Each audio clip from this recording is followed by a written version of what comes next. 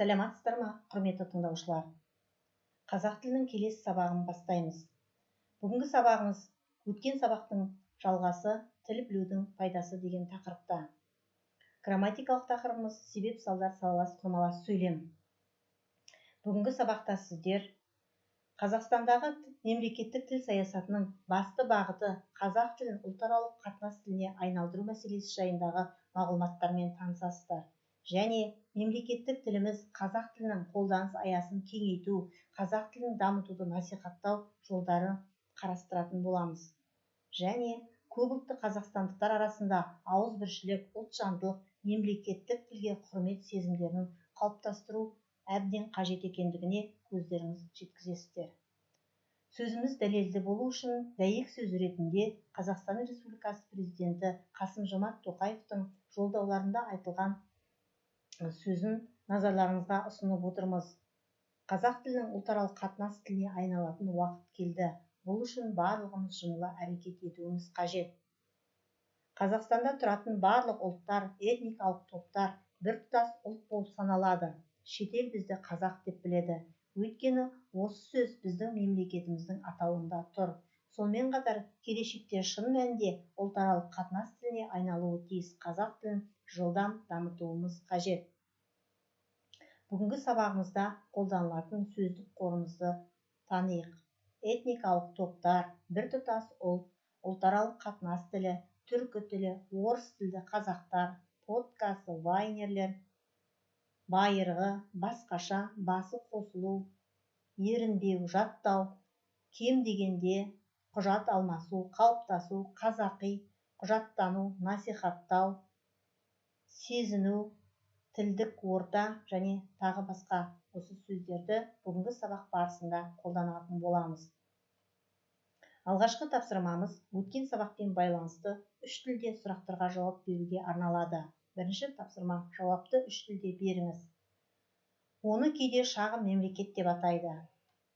Отбасы, семья, family. Дұрыс. Өмірдегі қажеттіліктеріміз үшін жұмсаймыз. Ақша, деньги, money. Көп тіл білетін адам. Полиглот, полиглот. Қарым-қатынас құралы. Тіл, язык, language. Тіл, халықтың жаны.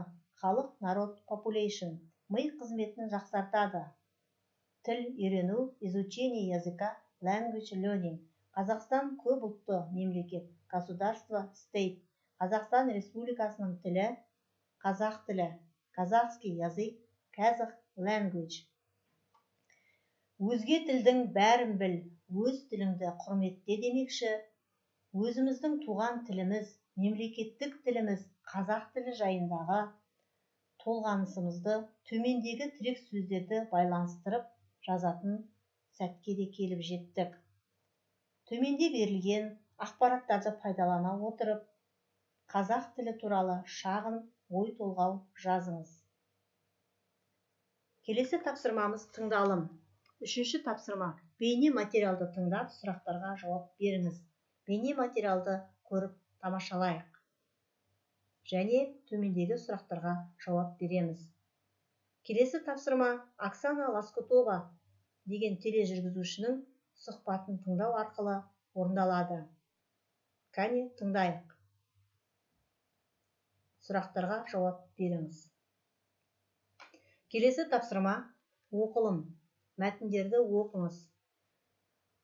Мәтін авторы Владислав Тен. Қазақты сүймей қазақ тілін үйрену мүмкін емес. Өзбекстан менің отаным. Егер Нұр-Сұлтанға келсем, қазақтардың ортасында қазақ тілін үйреніп кетемін деп ойладым. Келсем, онда бәрі орысша сөйлейді. Қазақ тілді ортаны өзің іздеп табуың керек екен. 2017 жылы мен тіл орталығында аштым. Қазақ тілі сондай қиын тіл емес. Түркі тілдер тобына жатады, ал түркі тілінің грамматикасы ең оңайының бірі. Қазіргі кезде мен 6 тіл үйретемін. Мен қазақ тіліне ана тілі емес, шет тілдердің бірі ретінде қараймын. Сондықтан менде әдістеме дамыды. Қазіргі қазақ мұғалімдерінде әдістеме бар, бірақ өте нашар. Себебі қазақтарда қазақ тілін білмеу деген сезім болмаған. Сондықтан болар қазақ тілін білмеудің қандай қиындығы бар екенін сезінбейді. Мен соны сезініп, басымнан өткізген адаммын. Қазақ тілі неге дамымайды деп айтамыз.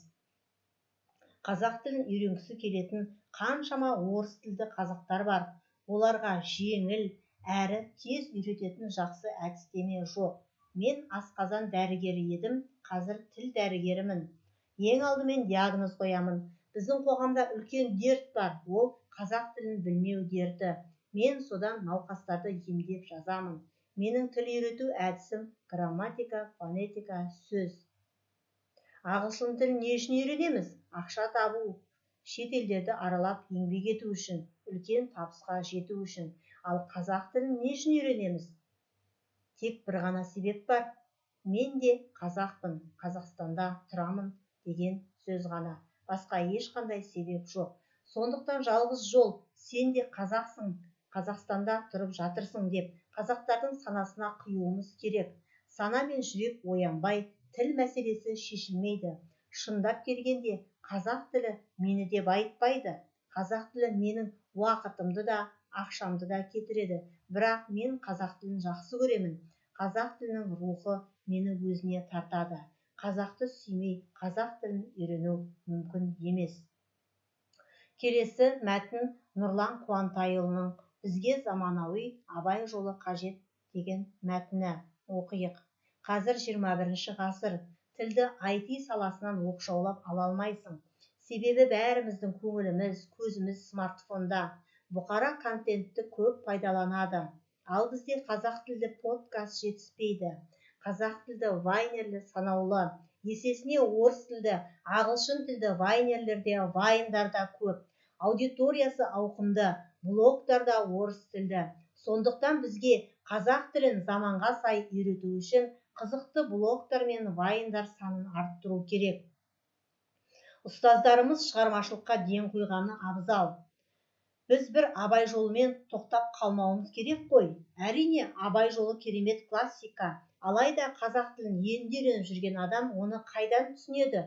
Сондықтан орташа деңгейде қазақ тілін білетін, үйреніп келе жатқан оқырман талғамына сай Абай жолын шығарғанымыз ләзім.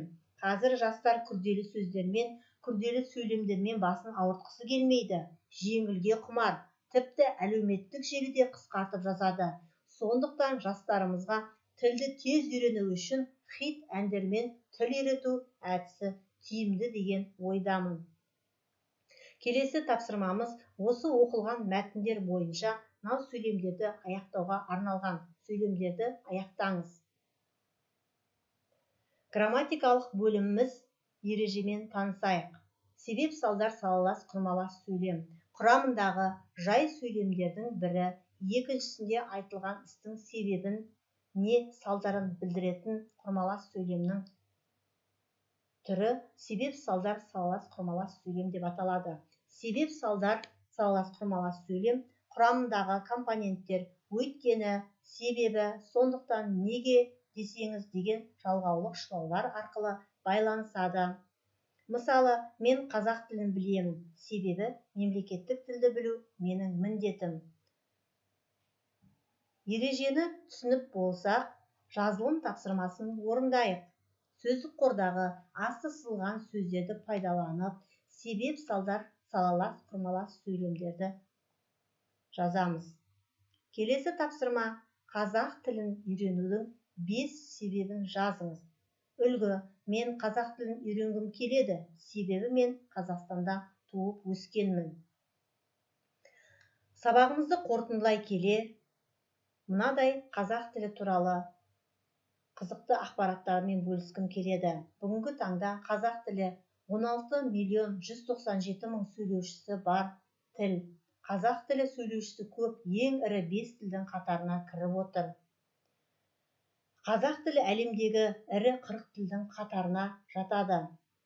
Қазақ тілі түркі тілдер ішіндегі сөздік қоры ең үлкен тіл ғана емес, сонымен қатар әлемдегі ең таза тілдердің бірі.